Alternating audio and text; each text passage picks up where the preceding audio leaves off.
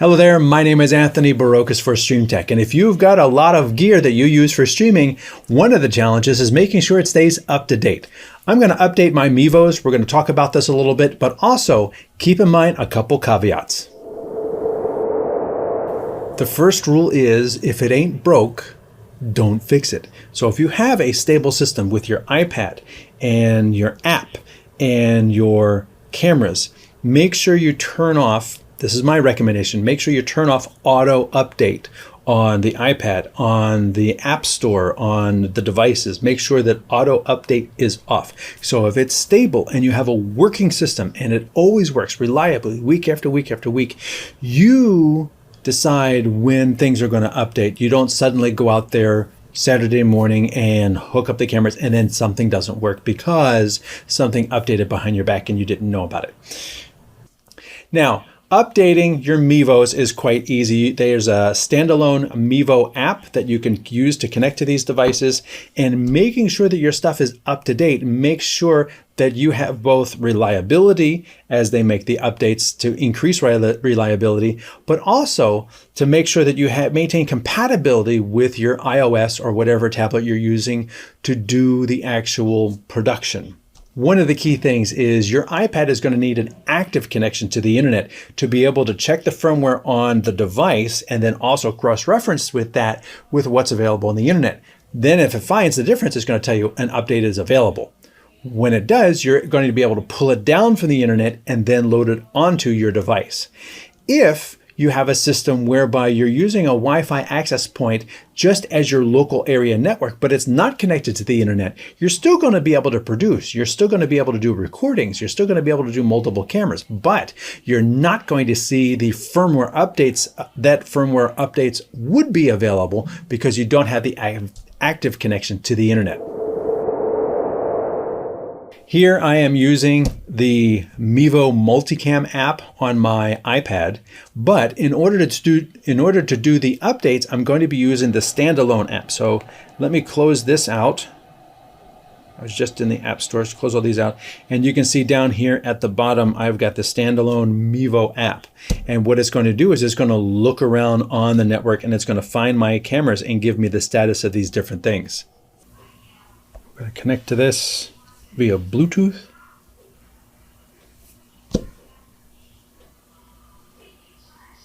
There's a lot of networks in my area.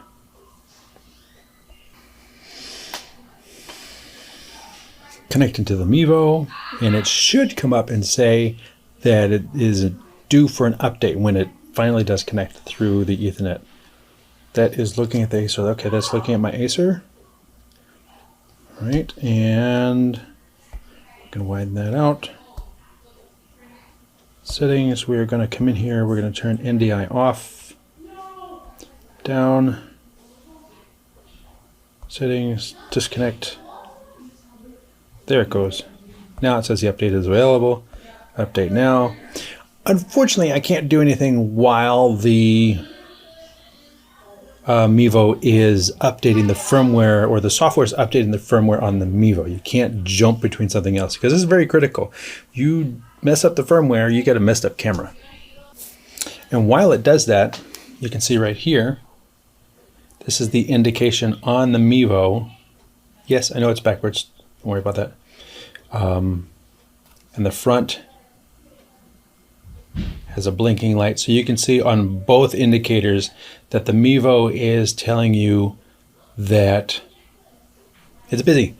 I have to say, one of the things that the Mevo Start cameras do very nicely, and I don't have a core, I can't just buy whatever gear I want to do reviews. One of the things I really appreciate about the Start cameras is they will constantly broadcast their availability via Bluetooth, even when there's Wi-Fi. So I've got different Wi-Fi here in the office, and they're set to connect via an older Wi-Fi, but yet they still show up here via Bluetooth. There's always that Bluetooth handshake, and it says, oh, well, I can't find you on Wi-Fi because I changed the Wi-Fi, but I see you on Bluetooth, and then you can give them the new information via the Bluetooth connection so that they can properly connect to the new Wi-Fi.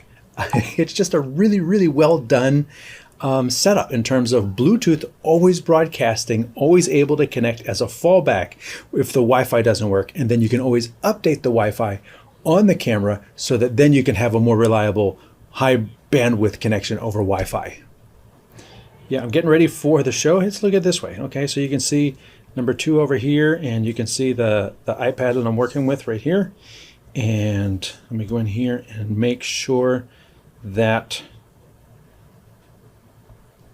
NDI is off. We're going to disconnect from that.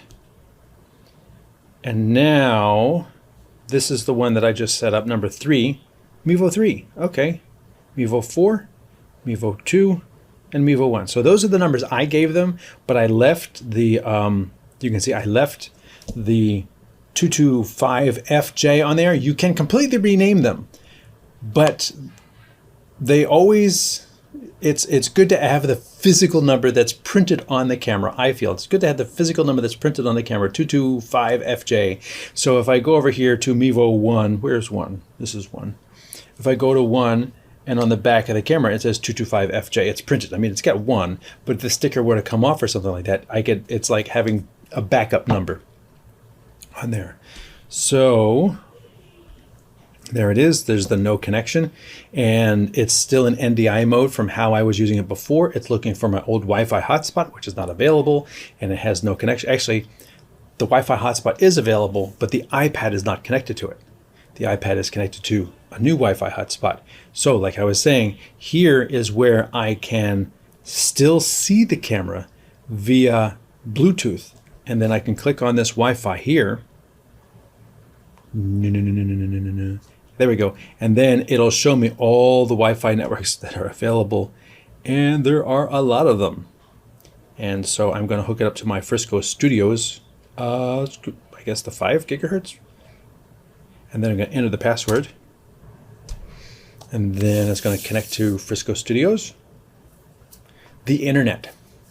That's a good one. You want to connect to the internet. How do I connect to the internet? Well, you just right here, it says the internet. It makes sense.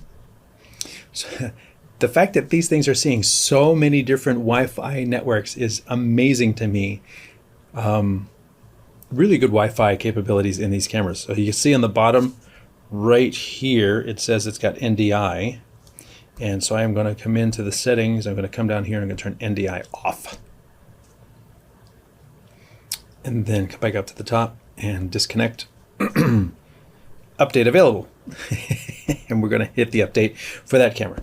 So it's always important to make sure that your stuff is up to date, and having multiple cameras and your iPad apps and your iPad itself and your Wi-Fi, router, all these things just are, it's a little battle keeping everything up to date. So you need to be on your game in terms of making sure things are up to date, because an update on the iPad may conflict with the older version of the app, and then you update the app and it may conflict with an older version of the firmware on the camera, etc., etc., etc. So keeping them all updated is key. But technically, the first rule is if it ain't broke, don't fix it. So if you have a stable system with your iPad and your app and your cameras, make sure you turn off, this is my recommendation, make sure you turn off auto update on the iPad, on the App Store, on the devices. Make sure that auto update is off. So in software update, I have set my automatic updates to download only, so that this way it is not going to automatically update the OS on my iPad. And in your system preferences, search for updates, then you can click on app updates, and then you can see right here where it says automatically install new updates. You can turn that off, giving you full control of when the apps update. So if it's stable and you have a working system and it always works reliably week after week after week, you decide when things are going to update. You don't suddenly go out there Saturday morning and hook up the cameras and then something doesn't work because something updated behind your back and you didn't know about it. Then also you can look in forums and make sure that, oh, here is this update. What does it do? Is it worthwhile to you? If it's not worthwhile to you, if it doesn't give you something that you really need, I say hold off. let other people, you know, jump in there and say, yep, this one's good, it has no bugs, it has no issues and everything. Then you can do that update.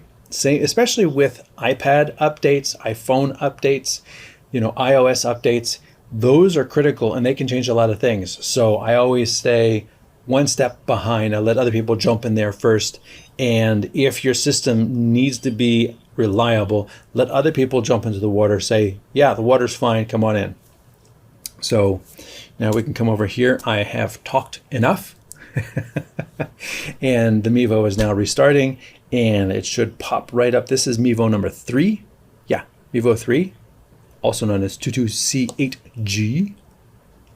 It is booting up. They do take a minute or two to boot up. They're not really quick. There we go. Gotta rescan the network. There we go. And that is that camera right there. I can zoom in, pan around, and zoom out. Come over here, settings, disconnect.